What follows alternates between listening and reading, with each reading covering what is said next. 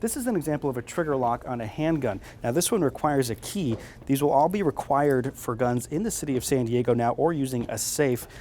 Now, some say that this extra step, though, takes valuable seconds during a crisis situation. You've got seconds to defend your home, against intruders. Then you're talking about putting in a stressful situation some barrier between you and that. Supporters of the law, dubbed the Safe Storage of Firearms Ordinance, say it will prevent tragedies that can happen with loaded guns in homes. We need fewer kids having access to weapons. There's just no doubt about that. And so I think as a parent, it is absolutely incumbent upon parents to keep their firearms in a safe place that is accessible if you need it.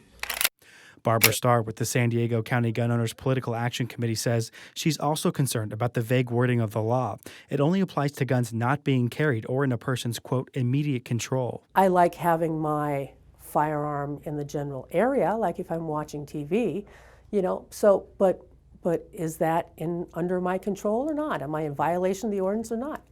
There's no way to tell. KPBS reached out to City Attorney Mara Elliott, who proposed the law. Her office pointed to the ordinance, which says a person has immediate control of a firearm when they, quote, can readily retrieve and use the firearm. Now, in order to use one of these, you'd have to lock the slide back.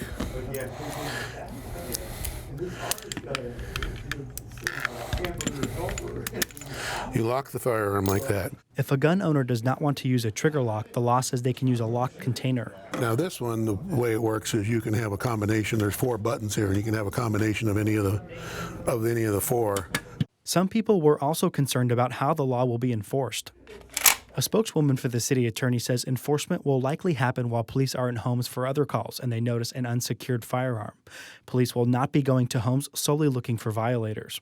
Matt Hoffman, KPBS News.